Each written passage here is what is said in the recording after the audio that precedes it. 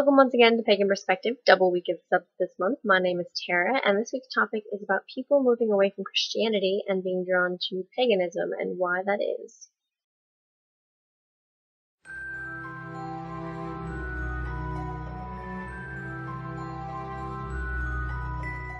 Obviously, I think everyone's reasons and stories behind this are unique, and I think usually there's multiple reasons and aspects involved. It's really not hard to find people telling their personal stories about this everywhere online, and usually when the topic gets brought up in general, I think it goes in a pretty similar way.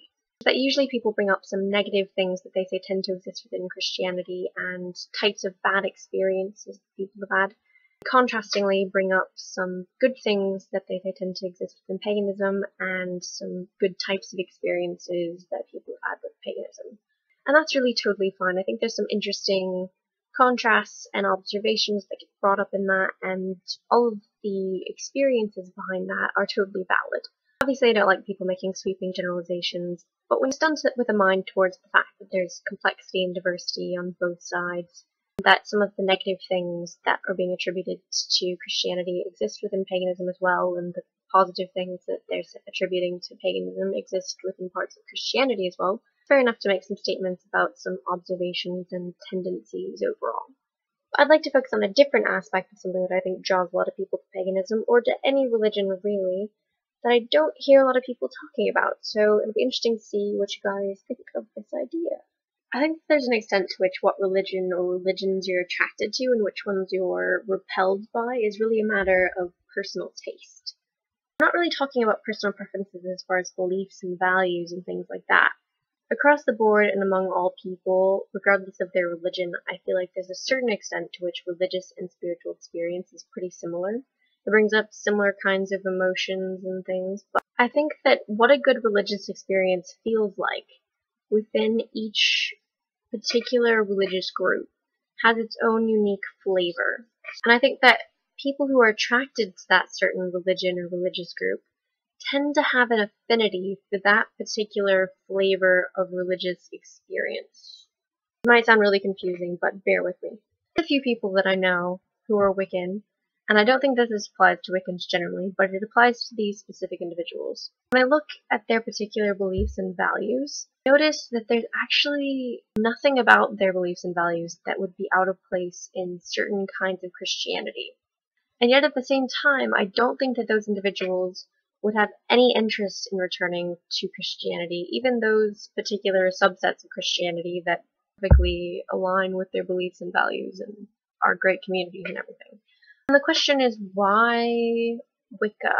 What is it about Wicca that attracts them and keeps them so? It seems to me that there's certain kinds of feelings associated with Wicca and certain kinds of witchcraft associated with Wicca that don't exist anywhere outside of it. Certainly don't exist within Christianity. Even within Christian magic and witchcraft traditions, there's a different kind of feeling and vibe going on. Just talking about a lot of different kinds of witchcraft in general, you hear a lot of witches talking about feeling witchy, and like the cultivation of feeling witchy is actually seems to be pretty important to them. Like, I know that witchcraft in itself isn't necessarily a religion, but I think that this applies much more broadly than just a religion. And most, if not all, witches I know really profoundly enjoy that feeling. Going back to these particular people I know, like, one of the things that I think keeps them within Wicca is just the extent to which they enjoy feeling witchy. Really, I think having a religion that really appeals to you is like having a favorite flavor of ice cream.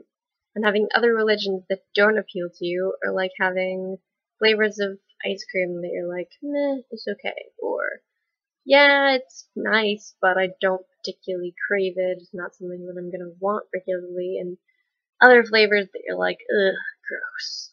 There's not necessarily any judgment of value that comes with that. It's gonna be the flavor that you find disgusting. Someone else, it's their favorite flavor. There's nothing wrong with that. I mean, their favorite flavor makes them happy. Your favorite flavor makes you happy. And I think that this metaphor can actually go a lot further, because you know there's always those people who want to try a little bit of everything all the time, and then there's those other people who never want anything but the same flavor. But there's people who go through phases, who are really obsessed with a certain flavor for a long period of time, and then they switch to another flavor that they're obsessed with for a period of time. People who start off wanting to try everything and then settle on a few favorite flavors that they like to go between depending on their mood. Of course, the people who have no interest in sweet things at all. People are like this with religion too. I hope you know what I mean. You know those people. There's certain religious groups that just strike me as being like really plain, toppingless, sickly sweet vanilla. I know some people who love plain, toppingless, sickly sweet vanilla, but I am not one of them. So, not for me. Then again, I really like sour things, and that's not everyone's cup of tea. This may be sounding really superficial or shallow, but I do think that it goes deeper than that.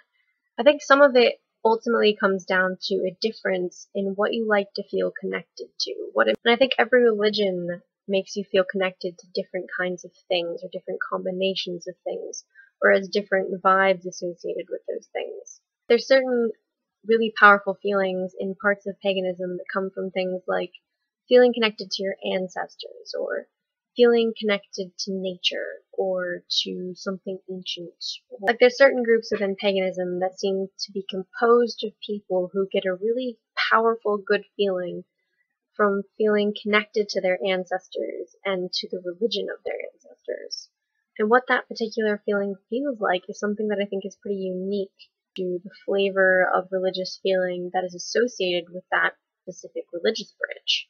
And even if there's other religious branches that also have an interest in connecting with their ancestors, they do it in a different way, and the vibe that comes from it is somewhat different, if you see what I mean.